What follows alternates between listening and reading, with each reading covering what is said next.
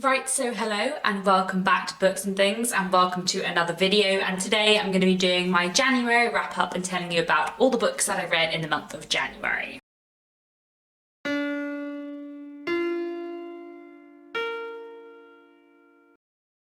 So in January I read 13 and a half books. 5 of those books were unpublished books that I read for work. I work in publishing, but I do have 8 and a half books I would like to talk to you about today.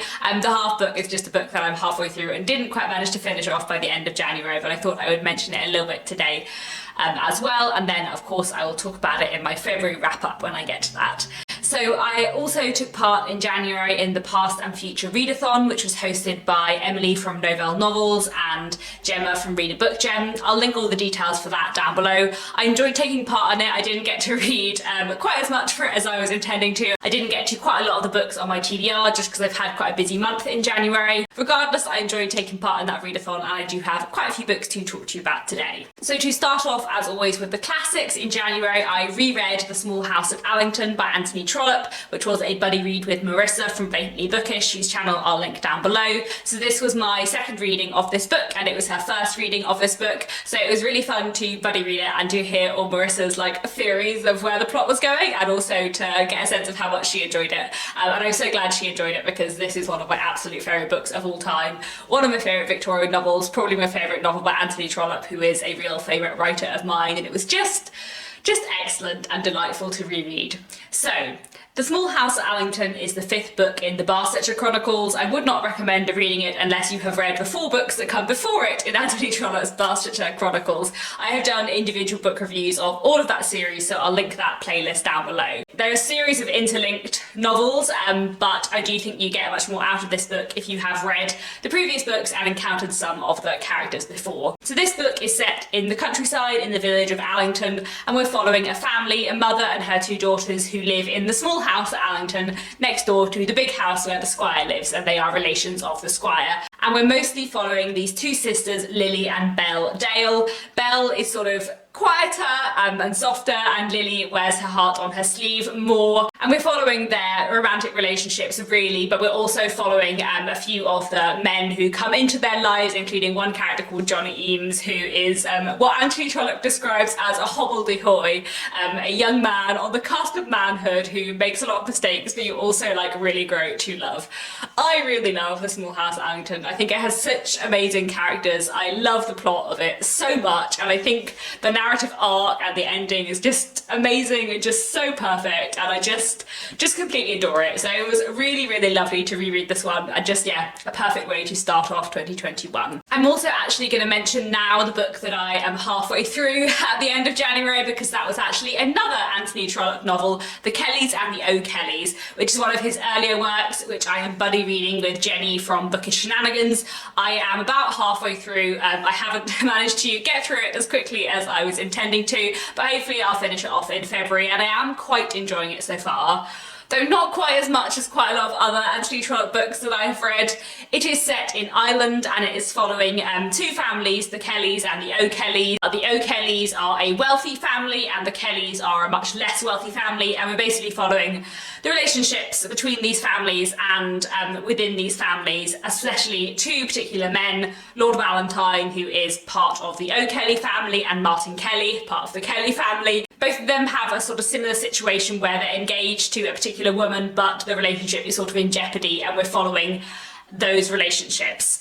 I'm quite enjoying it. I always enjoy Anthony Trollope's writing style. I always think his plots and his characters are really engaging, but I am finding it slightly less engaging than some of his other books. I've read quite a lot of Anthony Trollope now, and he has some truly amazing, outstanding books, but he also has a few misses in there, and so far The Kellys and the O'Kellys is not quite living up to other Anthony Trollope books for me. I'm interested to see where it's going, and I'll report how I find the ending at the end of February. Another classic I read in January was this. This is Peking Picnic by Anne Bridge, and this is a British novel from the 1930s but set in Beijing. We're following a woman called Laura, who is the wife of a British attaché working in China, and so she has been living in China for quite a while. And it's basically about the kind of English society living in China in the 1930s, and what happens when one weekend they go away on this little mini trip, this picnic, and things get a bit more complicated and go wrong in a way that was not expected. I quite enjoyed this, but I didn't quite love it. It's a very interesting book in many ways, sort of about the kind of dying days of the British Empire. There's a lot in here that is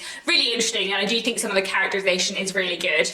However, bits of it are quite dated and a little bit uncomfortable to read, which is kind of fairly predictable, it being a British book from the 1930s set in China. But also I feel like there were just things in it that I wanted to be explored a bit more. Like, in some ways this reminded me of A Passage to India by E.M. Forster. It has a fairly sort of similar setup, and the way it explores that kind of ending of the British Empire at this particular point in history, they must have been published sort of within 5 years of each other.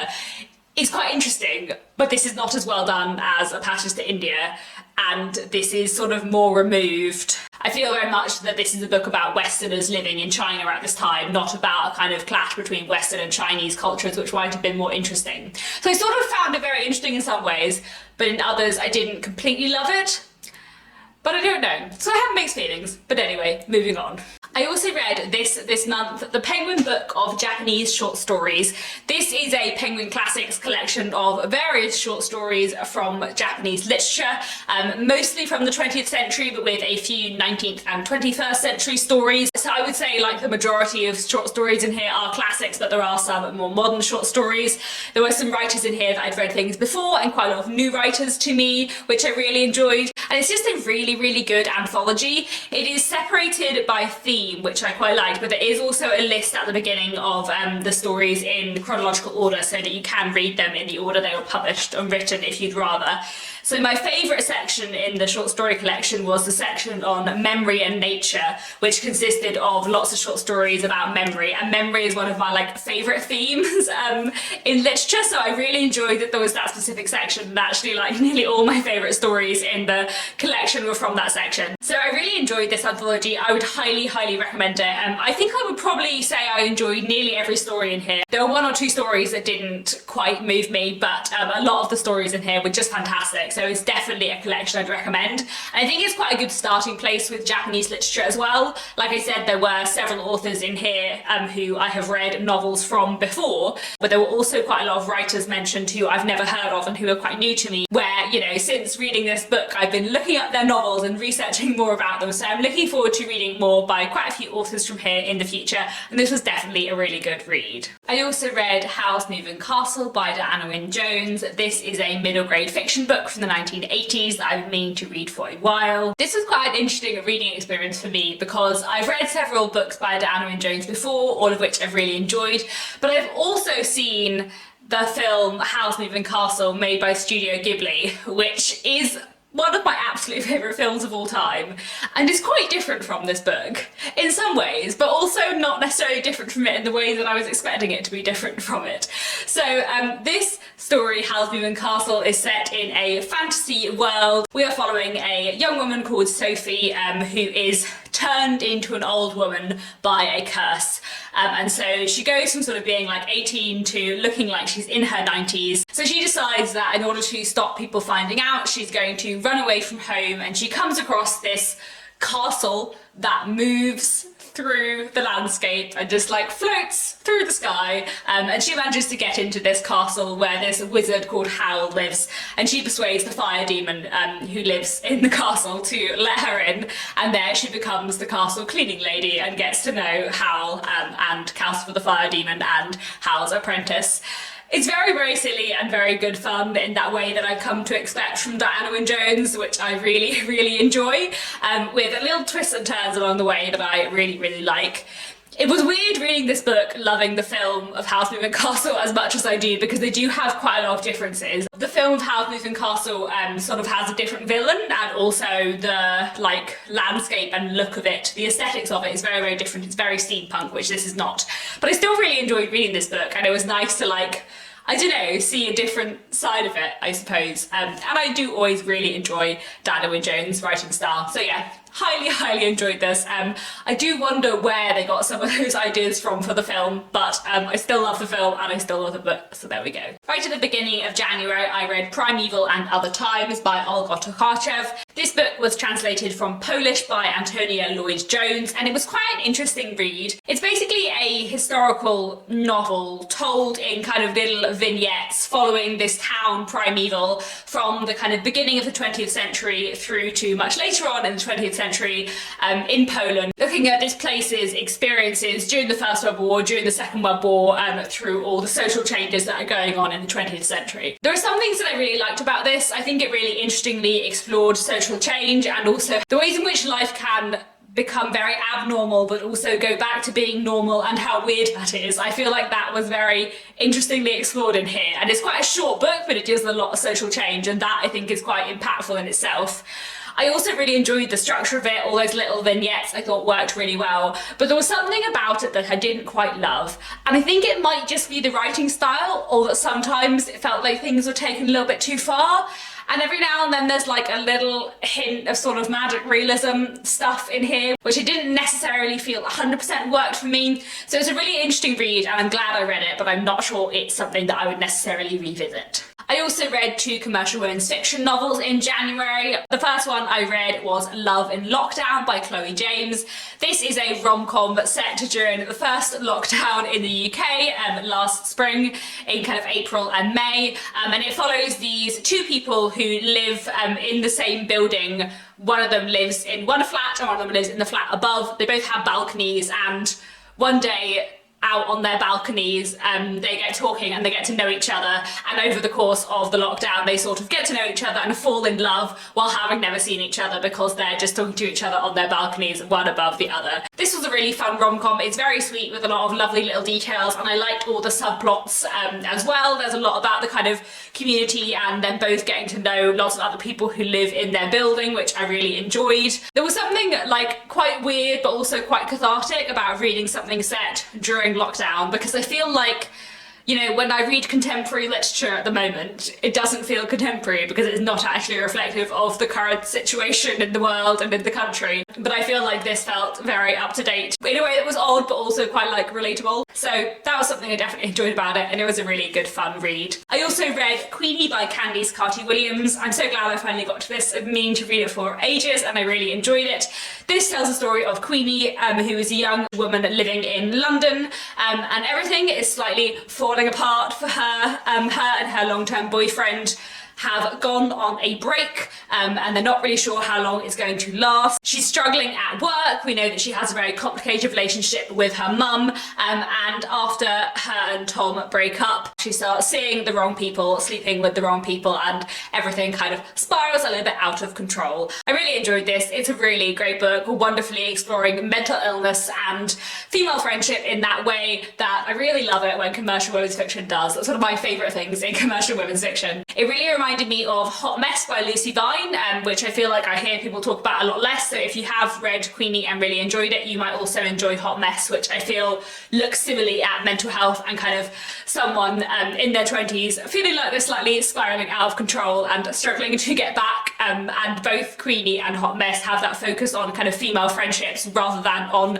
a romantic plotline, which I really enjoyed. I also thought the way this book explores the racism and prejudice that Queenie faces at work and also in her relationships with men was really powerfully and interestingly explored. It's a really great book and one that I would certainly recommend. Finally, the last book I want to mention in this wrap-up is The Binding by Bridget Collins. I'm not going to say too much about this here because I have already done a full individual book review of this because I adored it so much. This is my favourite book I've read for a really long time, like genuinely like a few years. I loved this so much. It was so good. So good. Just amazing. Just really loved this. It's sort of historical reading great fiction with a touch of fantasy about it. It is set in an alternative version of our world. In fact, an alternative version of our 19th century, in which books are not what books are in our world. Books are places in which people magically bind their memories. So if you open a book and you read it, you are reading someone's memory that has been taken out of their head. And if your memories are bound into a book, then you no longer have them, but they are there in a book, hidden far away from you. And we in this book are following a young man called Emmett. At the beginning of the book, we know that he has been ill, and while he's recovering from his illness, he is summoned by the local binder to become her apprentice. She is going to teach him how to bind people's memories into books, and everything goes on from there, but the plot takes like so many twists and turns and does not go in the direction you expect it in, and I just loved it. I just loved everything about this book. It was so good, so perfect, so well written, such amazing characters, such amazing premise, amazing plot, just all of the things, ticking all of my boxes. I will link my full review down below because I went on about it for a while there, and if you want to know how much I loved it, you can go watch that video because I loved it a lot. A lot. This will almost certainly be my favourite book of the year. I feel fairly confident saying that in January. And that is all for now. Those are all the books that I read in January. Please let me know down in the comments if you've read any of these books and what you thought of them.